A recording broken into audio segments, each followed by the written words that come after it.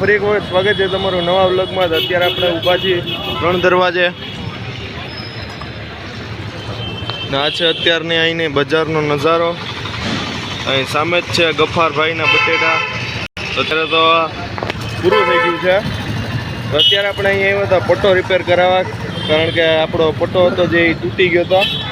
તો નવો જ હતો પણ એનું બકલ હતું ને એ તૂટી ગયું છે. આપણે અત્યારે રિપેર કરાવવા આવ્યા છીએ અને હમણાં જ ટ્યુશનમાંથી રજા મળી 6:15 વાગે ને અત્યારે વાગ્યા 6:30. તો થોડીક વાર આપણે રાહ જોઈએ એટલે કાકા પટ્ટો રિપેર કરે બતાવું તમને.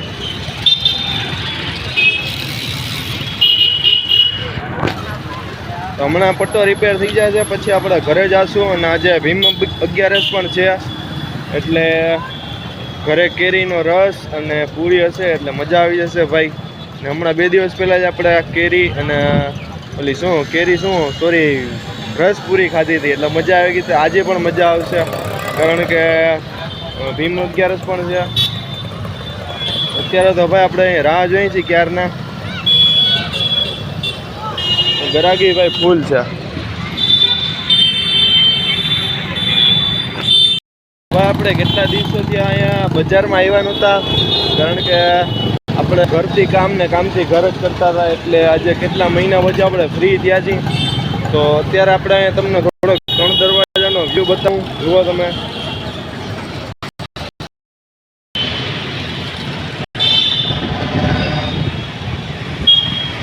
તો આ મેઇન બજાર અંદર જવા માટે આ રસ્તો છે.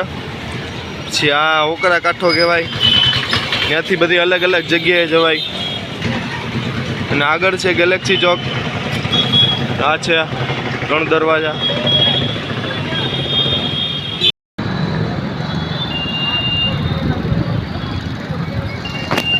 તો આપણે અહીંયા તમને બતાવ્યો 3 દરવાજાનો વ્યૂ. તમે જોયું, તમને કેવું લાગ્યું કોમેન્ટ કરીને મને કહેજો.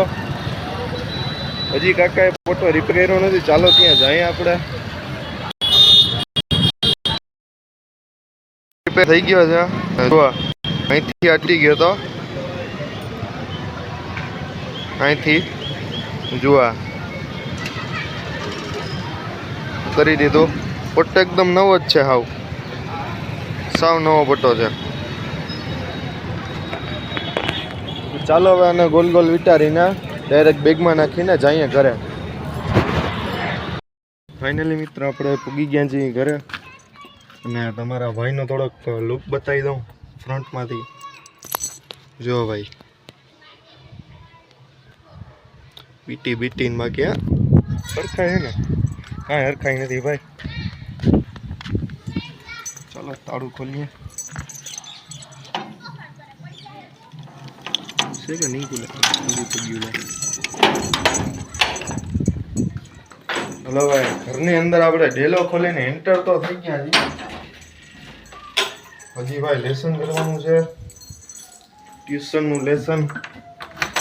ભાઈ અત્યારે કરી લઈએ એટલે કાલે આપણે બપોરે ઉપાધિ નહીં. ભાઈ ઘરે પૂગી ગયા ને પહેલું કામ આપણે કરશું પંખો ચાલુ, પછી બીજું કામ કરશું લાઇટ ચાલુ. અને અત્યારે 7:15 જેવું થાય છે એટલે પહેલાં આપણે ભગવાનની પૂજા કરી લઈએ, એટલે કે અગરબત્તી કરી લઈએ. અગરબત્તી કરીને ડાયરેક્ટ આપણે લેસન કરવા જઈશું.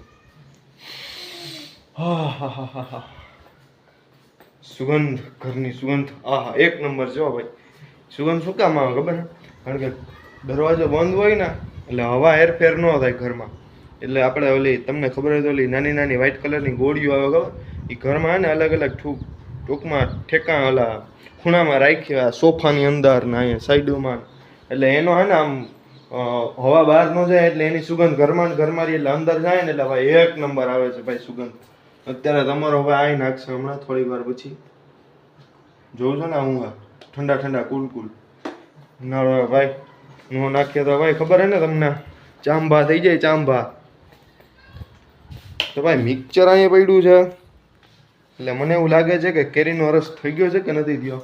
આપણે જોઈ લઈએ.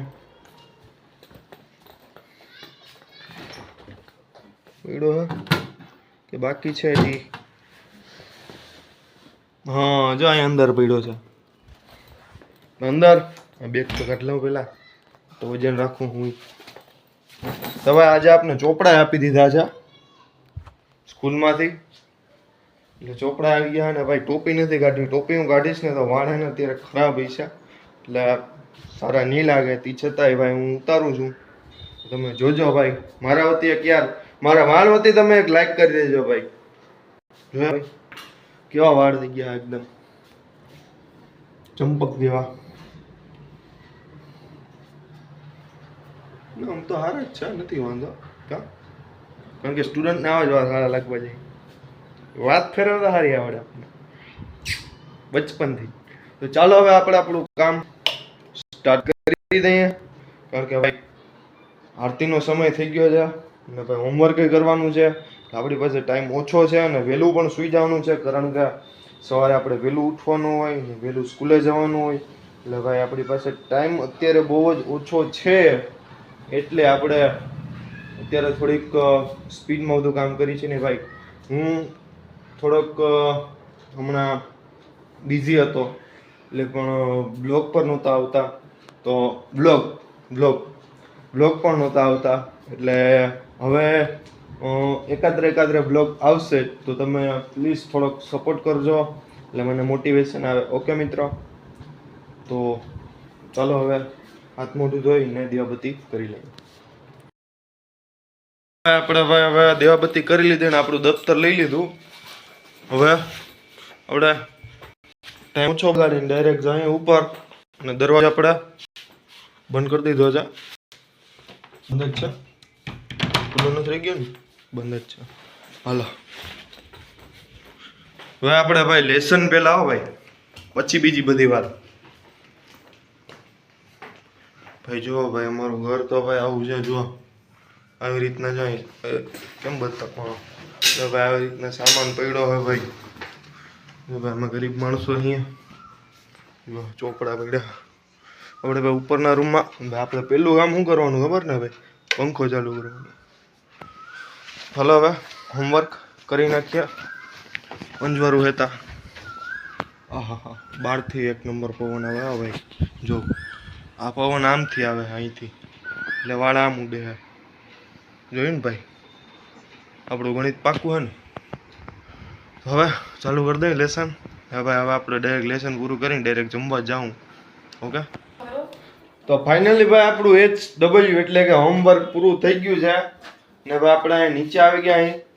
અને આજે ભીમ 11 પણ છે, એટલે ભાઈ કેરી અને રસ બનાવ્યો છે. અને ભાઈ અલા કેરીને રસ, હું રસ ને પૂરી. થોડુંક ભાઈ બોલવા મિસ્ટેક થઈ જાય ભાઈ, હજી નવા અહીં શીખીએ અહીં, એટલે આપણે સ્ક્રિપ્ટ નથી બનાવતા, આપણે ડાયરેક્ટ જ બનાવીએ અહીં. તો ભાઈ આ છે પૂરી ને ભાઈ આપણો રસ આપણે આમાં કેમાં જગમાં રાખ્યો છે. અહીંયા ભાઈ રસ. ચાલો ભાઈ હવે આપણે હાથ ખરાબ થઈ ગયા, તો ચાલો ભાઈ હવે આપણે ખાઈ લે રસ પૂરી. ઓકે,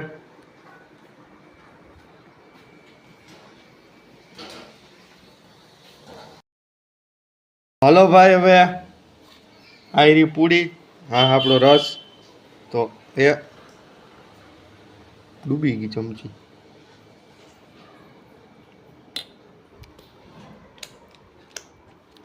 તો ભાઈ ભાઈ આપણી પૂરી. તો ભાઈ આપણે પહેલી બાઈટ તમે લ્યો, એમનામ ખાલી આમ અનુમાન તમે લગાડો એવું. બીજી બાઈટ આપણે લઈએ.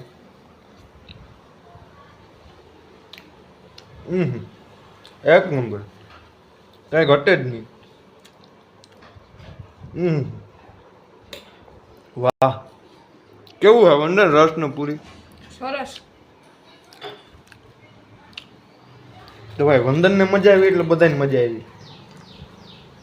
હવે નિરાતે જમી લઈએ. તો ફાઇનલી મિત્ર આપણે હવે જમી લીધું છે. અને ભાઈ આ આપણે ગલા માટે મૂકી આવીએ, એટલે કે ડોગ માટે, કારણ કે આપણે તો રોજ જમી લેતા હોઈએ. ચંપલ ઊંધા પહેરાઈ ગયા એ રીતે સીધા તમને મૂકીને પાછું અંદર આવીને કહું. તો ભાઈ રોટલી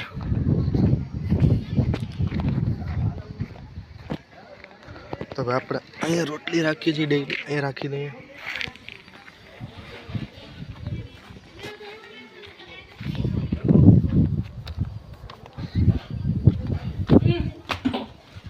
તો ભાઈ આપણે તો રોજે રોજ ખાઈએ જ છીએ, પણ આપણે ટૂંકમાં આપણા હિન્દુ ધર્મમાં હોય જ છે કે આપણે પેલી રોટલી કે ગમે આપણે બનાવીએ તો આપણે પહેલાં ગાય માટે કૂતરા માટે કાઢવું જોઈએ. ઓકે, તો ભાઈ આજનો બ્લોગ અહીં સુધી. જો આ બ્લોગ તમને પસંદ આવ્યો તો લાઈક કરજો, શેર કરજો, અને ચેનલ પર ન હોય તો સબસ્ક્રાઈબ બિલકુલથી કરી દેજો. મળીએ નવા બ્લોગમાં, ત્યાં સુધી બાય બાય.